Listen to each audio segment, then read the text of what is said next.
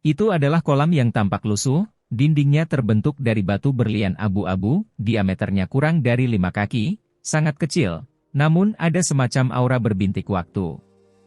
Ini bukan sekadar kolam renang, tetapi lebih seperti saksi sejarah, perwujudan waktu yang nyata.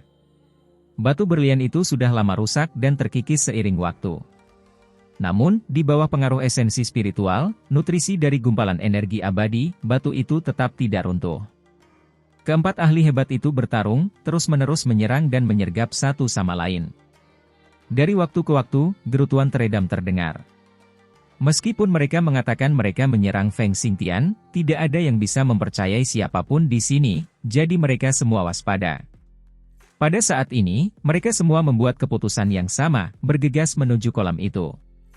Tidak seorang pun dari mereka berani tertinggal karena takut kehilangan kesempatan besar. Karena apapun itu, selama ada gumpalan energi abadi yang naik, itu pasti tak ternilai harganya, mustahil diukur. Mereka merasa bahwa ada harta karun tertinggi di kolam itu, kemungkinan besar artefak abadi yang rusak tertinggal dari medan perang saat itu. Begitu muncul, itu pasti akan mengejutkan 9 surga. Benda semacam ini seperti 9 tungku Phoenix, artefak sihir tak tertandingi yang ditinggalkan oleh makhluk yang berumur panjang. Tidak banyak yang bisa ditemukan di dunia ini. Kita harus ingat bahwa saat itu, bahkan tidak setiap makhluk berumur panjang memilikinya, karena bahan-bahannya sangat sulit ditemukan. Selama artefak di dasar kolam tidak terlalu rusak, itu akan menjadi senjata pembunuh yang luar biasa. Jika itu sedikit lebih lengkap daripada 9 tungku Phoenix, maka itu tidak diragukan lagi akan menjadi artefak sihir nomor 1 di surga yang tak terukur. Xuan Kun mengambil tindakan, menggertakkan giginya saat dia bertukar serangan dengan Si Hao. Itu karena Si Hao awalnya bergerak di sampingnya, tetapi kemudian dengan cepat melewatinya, mendekati kolam kuno yang rusak. Sekalipun mereka baru saja bersekutu, sekarang menyangkut harta karun tertinggi kuno, apa yang disebut aliansi itu menjadi luar biasa lemah. Xuan Kun awalnya sangat kuat dan kejam. Jika bukan karena dia terluka parah, fondasinya rusak, tidak ada yang akan meremehkannya, bahkan Feng Xingtian tidak akan berani menyerangnya. Cedera Dao, ini adalah jenis cedera yang paling mengerikan. Jika itu adalah kultivator yang berbeda, mereka pasti akan mati, sesuatu yang bahkan Master Sekte akan merasa sulit untuk bertahan hidup. Namun, ia memiliki 3 untai energi abadi, sehingga mampu menyelamatkan hidupnya. Hanya saja, hal ini memengaruhi kekuatan bertarungnya. Setelah melepaskan serangan ini, ekspresinya menjadi pucat. Si Hao langsung melepaskan tinju lainnya. Kekuatan 6 reinkarnasi Dao melesat keluar, berubah menjadi 6 gelombang hitam, melesat keluar dari 6 lubang hitam, menghantam Xuan Kun hingga dia berteriak, seteguk besar darah terbatuk. Di sisi lain, cahaya bulan memenuhi istana. Suasana di istana ini sangat lembut. Putri Yaoyu sangat istimewa, dikelilingi oleh cahaya bulan murni, seperti namanya. Saat ini, dia juga sedang beradu hebat dengan Feng Xingtian. Petir menyambar di antara keduanya, angin surgawi yang gelap dan cahaya bulan bergejolak hebat, saling melilit. Tulisan-tulisan tulang terbakar dengan cemerlang. Sekarang setelah ada kolam abadi kuno di hadapan mereka, tak seorang pun bisa tetap tenang, mereka semua mempertaruhkan nyawa dan anggota tubuh, ingin mendapatkannya untuk diri mereka sendiri. Hong! Suara keras lainnya terdengar. Keempatnya terlalu dekat, dan akibatnya, meskipun mereka sedang bertempur dalam 2 pertempuran yang berbeda, simbol-simbol di antara mereka masih saling bersentuhan, menciptakan ledakan hebat. Inilah kekuatan yang hanya menghancurkan materi biasa, namun membelah kubah langit. Di atas jurang, semua orang tercengang, sulit bagi mereka untuk membayangkan pertempuran macam apa yang sedang terjadi di bawah sana. Itu karena ada 4 lampu simbol yang melesat ke langit, menerangi langit malam yang gelap, membelah langit. Seseorang dapat membayangkan bahwa jika sesuatu terkena kekuatan semacam ini, pasti tidak akan ada yang tersisa, tubuh dan Tao akan terhapus. Apakah orang-orang ini yang mengolah 3 untai energi abadi? Terlalu mengerikan, jauh di atas orang lain. Mereka bahkan tidak berada di dunia yang sama dengan yang lainnya, sulit untuk dilawan. Sebelumnya, jurang pemisah antara kita dan mereka yang memiliki 3 untai energi abadi tidak begitu besar, tetapi begitu mereka mulai menghasilkan bunga Dao yang besar, seolah-olah ada parit surgawi di antara kita, yang terlalu sulit untuk diseberangi. Seseorang mendesah, menjelaskan suatu fakta. Di dalam istana, bangunan-bangunan yang menyimpan jejak-jejak kuno tidak rusak, masih utuh setelah mengalami kekuatan dahsyat semacam ini. Agar dapat bertahan dari masa lalu hingga sekarang, pasti ada alasannya. Ada pola dao yang hebat di dalam bangunan yang mencegahnya dari kehancuran. Setelah Si Hao, Yao Yu, Xuan Kun, dan Feng Xingtian bertarung, mereka pun bergegas menuju kolam kuno. Mereka semua menjulurkan tangan ke dalam air yang berkabut. Akan tetapi, mereka segera menggigil dalam hati, seolah-olah ada senjata mengerikan yang ditekan ke tenggorokan mereka, tubuh mereka diselimuti lapisan bulu kuduk meremang. Harus dikatakan bahwa mereka semua dengan tegas mengundurkan diri, ekspresi di wajah mereka sangat pucat. Bahkan Putri Yao Yu pun tak terkecuali. Meskipun ia cantik alami, berkulit seputih giok, saat ini bulu kuduknya merinding, merusak sedikit kecantikannya. Perasaan seperti itu terlalu kuat, seolah-olah mereka melakukan perjalanan melalui dunia bawah, jiwa mereka hampir membeku dan tertinggal. Benda macam apa itu? Itulah pertanyaan yang sama yang dipikirkan keempatnya. Benda itu tidak seperti artefak abadi, tetapi lebih seperti ada makhluk yang tertidur di dalamnya.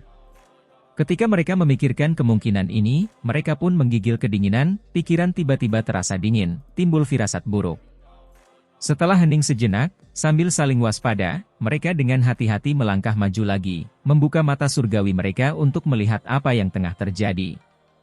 Meskipun mereka merasa tidak nyaman, setelah memeriksa kolam ini dengan saksama, mereka menemukan bahwa ini mungkin merupakan peluang luar biasa yang tidak boleh dilewatkan.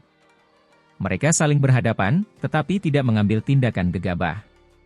Setelah tiba di sini, mereka berempat hanya menatap kolam kuno itu, memeriksa apa sebenarnya yang ada di dalamnya. Sangat tidak jelas, pemandangan sebenarnya sulit dilihat bahkan dengan mata surgawi. Mereka samar-samar bisa melihat cairan mata air suci di dalamnya, tetapi sebenarnya tidak banyak. Segala jenis cahaya spiritual dan kabut warna-warni melonjak, seolah-olah air mendidih di dunia es dan salju. Alasan mengapa mereka tidak dapat melihat dengan jelas adalah karena benda itu dikelilingi oleh gumpalan kabut yang kacau, kabur dan tidak jelas. Sepertinya itu, seekor kupu-kupu. Putri Yao Yu terkejut, karena bentuk seperti itu, bayangan samar itu, tampak sangat mirip dengan kupu-kupu kuno sepanjang 3 kaki. Si Hao mengerutkan kening, karena saat ini, dia merasa seolah-olah kuali yang dibawanya menjadi agak aneh. Kupu-kupu kaisar. Itu menyegarkan. Belakangan ini, kupu-kupu kaisar selalu tertidur di dalam kuali tulang yang dibawanya, tidak menunjukkan aktivitas apapun. Ia tidak pernah menyangka bahwa kupu-kupu itu akan bangun di sini. Si Hao terkejut. Ia yakin bahwa itu adalah kupu-kupu dewa di kolam yang sedang tertidur di sana. Selain itu, ada kemungkinan besar bahwa kupu-kupu itu berhubungan dengan kupu-kupu kaisar di dalam dirinya. Bahkan mungkin dari klan yang sama. Kupu-kupu kaisar sangat langka, jarang sekali muncul lebih dari satu kupu-kupu pada waktu yang bersamaan sejak zaman kuno. Ada yang menduga bahwa hanya ada satu kupu-kupu sejak zaman kuno, bahwa kupu-kupu itu sendiri yang mengalami kelahiran kembali secara terus-menerus. Weng! Di dalam tubuh Si Hao, kuali itu dipenuhi kabut warna-warni. Kupu-kupu kaisar terbangun sepenuhnya. Ia merasakan aura di luar, seolah menyadari sesuatu. Pada saat ini, kabut mulai tersebar sedikit, dasar kekacauan purba menjadi lebih terang warnanya. Itu adalah kupu-kupu purba. Yao Yu terkejut. 3 orang lainnya hanya menatap kosong, untuk sementara tidak mengambil tindakan. Kupu-kupu ini panjangnya 3 kaki. Jika dilihat sepintas, sayapnya bahkan memancarkan keindahan yang tak terlukiskan, seolah-olah itu adalah karya seni terindah di dunia. Sayangnya, ia menderita kecemburuan surga. Ketika seseorang melihat dengan saksama melalui kabut, mereka akan menemukan bahwa ia seharusnya sudah mati. Sayapnya yang awalnya berwarna cemerlang sebagian besar redup, sampai-sampai tubuhnya pun membusuk. Hanya sedikit saja corak keemasan dan corak warna-warni yang tertinggal di atasnya, tidak memudar. Orang bisa membayangkan jika masih utuh, pasti akan terlihat cantik dan menakjubkan. Meski begitu, masih ada gelombang cahaya abadi yang muncul dari aura yang membusuk. Gumpalan energi abadi itu berasal dari tubuh yang membusuk. Mereka semua terkejut. Apa yang disebut artefak abadi yang tersembunyi di kolam kuno itu sebenarnya adalah seekor kupu-kupu yang telah mati selama bertahun-tahun, direndam dalam cairan spiritual. Ini awalnya adalah makhluk berumur panjang, ahli yang tak tertandingi. Mereka terkejut. Itu karena masih ada energi abadi yang dilepaskan setelah kematiannya, cahaya abadi yang berbintik-bintik naik dari tubuhnya, kemungkinan besar sudah menjadi abadi sejak lama. Akan tetapi, makhluk kuat jenis ini pun mati di masa lalu, jelas-jelas gugur dalam pertempuran, menderita luka yang tak terbayangkan, membuat tubuhnya hancur berkeping-keping. Semua ini terjadi di era agung kuno abadi. Kekuatan rahasia yang mengerikan menggerogoti tubuhnya, yang ditinggalkan oleh musuh. Setelah waktu yang tak terbatas berlalu, ia tetap bertahan, sungguh tidak sederhana. Semoga panjang umur. Terlepas dari apakah itu Xuan Kun, Feng Xingtian, atau Yao Yu, mata mereka menyala-nyala, tampak seperti mereka siap mengambil tindakan untuk merebutnya kapan saja. Itu karena ini adalah makhluk abadi yang tidak dapat mati, makhluk terpenting yang tidak dapat diciptakan di dunia ini. Meskipun mulai membusuk, tubuhnya rusak, ia tetap tak ternilai harganya. Mungkin ada beberapa artefak di dalam tubuh kupu-kupu itu. Tidak banyak makhluk sekelas ini bahkan di era agung kuno abadi, penguasa langit dan bumi yang paling menakutkan, penguasa dunia ini. Apapun yang mereka tinggalkan sangat berharga. Kalau mereka menemukan kitab suci, senjata, atau yang lain, maka itu lebih mencengangkan lagi. Hal-hal itu akan mengguncang 9 langit 10 bumi. Bintik-bintik cahaya warna-warni bersinar di dalam tubuh Si Hao. Kupu-kupu kaisar bergerak sangat lambat, ingin merangkak keluar dari kuali tulang. Kupu-kupu kaisar bangkit kembali di sini, mengejutkan Si Hao, dan kemudian dia menjadi sangat terkejut. Ada seekor kupu-kupu di kolam kuno juga, samar-samar menunggu sesuatu. Jika ada harta abadi, bagaimana kita akan membaginya? Suara Xuan Kun serak. Dia terluka parah, dan tidak ingin bertarung lagi. Putri Yao Yu menatap Si Hao, dan sambil tersenyum manis, berkata, apa yang dipikirkan sahabat Dao? Feng Xingtian terharu. Ia takut ketiga orang itu akan bergandengan tangan untuk mengalahkannya terlebih dahulu, karena belum lama ini, ketiga orang itu telah mencoba untuk melenyapkannya. Membagi di antara kita bertiga bukanlah masalah. Si Hao mengangguk. Bagus. Putri Yao Yu tertawa, matanya yang besar bersinar dan cantik seperti cahaya musim semi, senyumnya cukup untuk meruntuhkan sebuah kota. Cahaya suci bersinar di kulitnya yang seputih salju, rambutnya yang indah berkilauan. Hong! Feng Xingtian bertindak, tanpa ragu sama sekali, langsung menyerang. Itu karena ketiga orang itu mengucilkannya, pasti akan mencoba melenyapkannya. Dia harus menyerang lebih dulu dan menguasai keadaan, bergegas menyerang. Kekuatan kegelapan melonjak, angin kencang bertiup kencang, seolah-olah akan menghancurkan bintang-bintang di kosmos, sangat menakutkan. Celakanya, mereka bertiga pun langsung bertindak. Mereka semua mengeluarkan ilmu hitam surgawi kuno yang kekuatannya luar biasa, melesatkan angin surgawinya dan menghanyutkannya. Bahkan dengan kemampuan ilahinya yang hebat, dia masih tidak bisa menghadapi tiga ahli hebat itu. Mereka semua adalah orang-orang yang mengolah tiga untai energi abadi, semuanya sepenuhnya menyadari betapa menakutkannya yang lain. Seni surgawi saling beradu, teknik-teknik berharga saling bertumpuk. 6 reinkarnasi Dao milik Si Hao adalah yang paling menakjubkan. 6 lubang hitam bergerak, waktu mengalir dengan kacau, tahun-tahun berganti, reinkarnasi berputar penuh, sangat menakjubkan. Peng! Kali ini, mereka ingin menghabisi pihak lain secepat mungkin. Kelompok 3 orang Si Hao menggunakan metode mereka yang paling ampuh, ingin membunuhnya di sini, sehingga, serangan berikutnya pun datang. Suara naga sejati dan teriakan burung phoenix segera membelah langit. Angin surgawi yang gelap menderu kencang. Feng Xingtian berjuang, melakukan segala yang dia bisa untuk segera mundur, menghindari serangan. Hanya saja, seberapa cepat pun ia berlari, ia tetap terkena pukulan. Ia berteriak, darah menyembur keluar dari mulutnya. Haha. Tiba-tiba, terdengar tawa dingin, membuat mereka menggigil dalam hati. Tubuh Si Hao, Yao Yu, dan Xuan Kun menjadi kaku, seolah-olah mereka jatuh ke dalam rumah es, tubuh mereka membeku. Suatu makhluk kuat muncul dan mengunci mereka dari jarak yang tidak jauh. Saat ini, semua bulu halus di tubuh mereka berdiri tegak, merasakan hawa dingin menjalar dari kepala hingga kaki. Seolah-olah mereka dikunci oleh binatang prasejarah, tidak dapat bergerak sama sekali. Makhluk macam apa ini? Dari mana asalnya?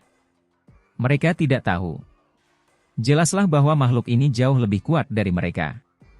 Makhluk itu datang tanpa suara, dan mereka baru menyadarinya saat sudah dekat. Apakah itu kupu-kupu kuno? Suara Yoyu bergetar, sangat tidak wajar. Selain kupu-kupu yang membusuk itu, apakah ada yang lain? Bukankah kupu-kupu kuno itu mati di era besar terakhir? Xuan Kun mundur, menatap ke depan. Kabut pun menghilang. Sosok humanoid berjalan keluar, tiba di istana bawah tanah. Entah mengapa, Yao Yu dan Xuan Kun sama-sama menghirup udara.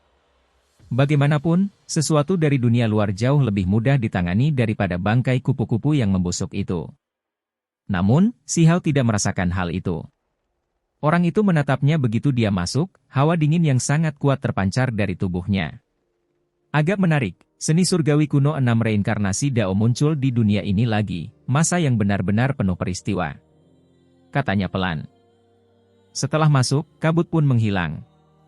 Hal itu menunjukkan wujud aslinya. Pria parubaya ini bertubuh sedang, sangat tegap, tetapi tidak terlalu tinggi.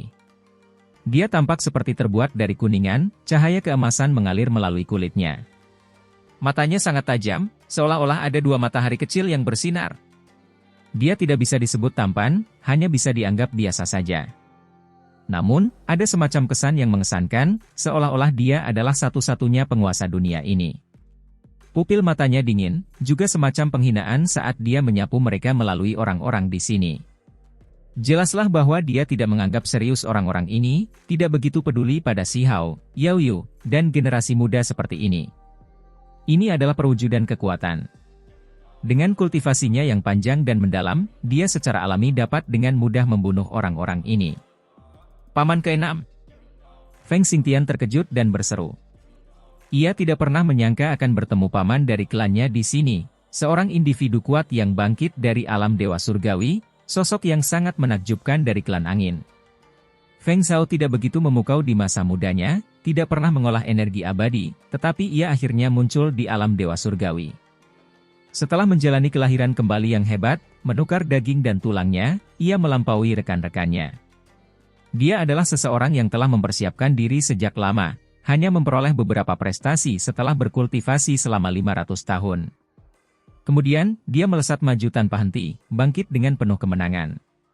Sekarang, dia dalam dan tak terukur, satu kaki sudah melangkah ke wilayah yang sangat misterius, eksistensi yang tak terbayangkan kuatnya.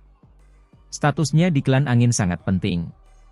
Sekarang, ia dikenal sebagai penguasa angin. Kita harus memahami bahwa klan angin adalah keluarga yang berumur panjang. Mereka sebelumnya telah menghasilkan orang-orang yang tidak akan pernah mati, dukungan mereka sangat dalam, dan sangat mengerikan. Untuk menyandang gelar penguasa angin dalam keluarga seperti ini, statusnya dalam keluarga jelas dan mudah dilihat. Dia adalah individu yang sangat tangguh, seseorang yang sulit dihadapi. Dulu, saat leluhur tua klan angin mengetahui seorang pemuda bermargasi dari 3.000 provinsi Dao akan datang ke surga tak terukur, setelah hanya beberapa kalimat, Tuan Angin pergi untuk membuat pengaturan. Dialah yang menemukan Yuan King dan menyuruhnya mengambil tindakan. Paman ke-6, mengapa kamu datang ke sini? Feng Xingtian terkejut, tidak tahu bagaimana orang dari klannya yang diberi gelar bangsawan ini bisa datang ke sini. Wu memutuskan untuk jalan-jalan setelah lama bermeditasi. Berubah menjadi kultivator kecil untuk menaiki kapal perang akademimu, datang ke sini untuk melihat-lihat. Kata Feng Zhao. Ketika mereka mendengar ini, ekspresi Yao Yu dan Xuan Kun menjadi pucat, mereka merasa bahwa keadaan akan menjadi sangat buruk. Penguasa angin terlalu kuat, secara tak terduga menghindari para tetua itu, tidak ketahuan.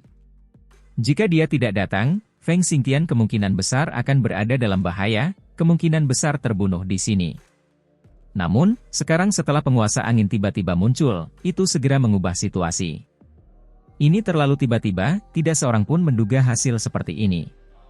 Xuan Kun, kamu tidak buruk, cukup berani, bakatmu luar biasa. Jika kamu diberi waktu beberapa ratus tahun lagi, kamu pasti akan berubah menjadi naga dan terbang ke langit. Komentar Dewa Angin. Kemudian, dia menatap Putri Yao Yu, matanya memancarkan kekaguman. Yao Yu, Sudah beberapa tahun sejak terakhir kali kita bertemu, kamu menjadi semakin cantik. Dengan energi abadi, kamu benar-benar cantik di dunia ini. Entah mengapa, pujian seperti ini membuat Putri Yaoyu merasa sangat tidak nyaman. Dia melihat sedikit keanehan di kedalaman tatapan mata pihak lain yang membuatnya tidak nyaman. Dia memperlihatkan senyum yang dipaksakan dan berkata, "Paman keenam Feng dan aku pernah bertemu sebelumnya. Mereka berdua berasal dari keluarga yang berumur panjang, tetapi jelas ada hubungan yang kompetitif." "Senior Feng, apa niatmu?" tanya Xuan Kun. "Kalian semua adalah jenius luar biasa yang mengolah 3 untai energi abadi, gugurnya salah satu dari kalian akan menjadi kehilangan besar. Bagaimanapun, dunia ini akan menjadi kacau, jadi masih ada harapan yang diletakkan pada kalian semua untuk menenangkan kekacauan itu," kata Feng Zhao. Xuan Kun tidak mengatakan apa-apa. Dia tidak bisa menahan perasaan sedikit terkekang. Yaoyu mundur 2 langkah, merasa sangat gelisah selama ini. Itu karena mata pihak lain menunjukkan semacam ketidakteraturan, serta semacam gairah saat melihat tubuhnya. Meskipun dia adalah bakat surgawi, dia masih belum bangkit, tidak mampu memandang rendah 9 surga 10 bumi. Dia saat ini merasa sangat khawatir. Hanya saja, tidak baik jika terlalu banyak orang mengetahui keberadaanku di sini. "Tidak baik ikut campur," kata Feng Zhao. Feng Xingtian tahu bahwa paman keenam ini datang untuk melindunginya, tetapi juga untuk melihat apa sebenarnya niat lembaga Dewa Surgawi itu. Itulah sebabnya dia berubah menjadi orang biasa dan berbaur di dalamnya. "Apa yang kamu inginkan?" Terlepas dari apakah itu Xuan Kun atau Putri Yaoyu, ekspresi mereka berubah, memiliki firasat buruk di dalam hati. "Tidak suka membunuh kalian semua, sebaiknya ikuti saja aku," kata Feng Zhao. Ekspresi mereka langsung berubah. Hal yang paling mengerikan pun terjadi. Pihak lain menginginkan tubuh mereka dengan 3 untai energi abadi, serta meneliti seni surgawi, metode rahasia, dan hal-hal lainnya. "Jangan khawatir, kalian semua tidak akan menghilang dari dunia ini. Aku tidak ingin menjadi pendosa di 9 langit dan 10 bumi," katanya sambil tertawa. Si Hao menghela napas. Dia melihat dengan jelas dari samping bahwa orang ini sangat jahat, datang dengan niat jahat. Jelas tidak ada cara bagi mereka untuk berinteraksi dengan baik saat ini. Saat memikirkan hal ini, dia bersiap menggunakan diagram 10.000 roh, armor kaisar petir, dan lainnya untuk melindungi dirinya. Tiba-tiba, Feng Zhao berbalik ke arah Si Hao dan berkata, "Aku membenci mereka yang menggunakan seni surgawi 6 Dao reinkarnasi." Si Hao tidak mengatakan apa-apa, hanya menatapnya dengan dingin. "Kalau begitu, semuanya akan dimulai dari dirimu. Cangkang dagingmu cukup kuat, layak untuk dilucuti. Jika disempurnakan dengan hati-hati, mungkin seorang ahli yang luar biasa dapat dibentuk." Feng Zhao berjalan mengitari Si Hao, seolah-olah sedang melihat sebuah komoditas. Membunuh dan merebut, pilihan ini sepenuhnya ada di tangannya. Ekspresi Yaoyu dan Xuan Kun berubah. Apakah ini juga akhir bagi mereka? Mereka berasal dari klan besar, jadi mereka sebelumnya mendengar beberapa rumor aneh. Hanya memikirkannya saja membuat kulit kepala mereka mati rasa.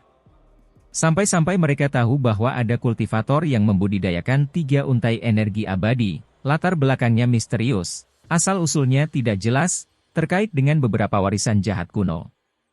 Mereka mungkin akan segera menjadi saksi.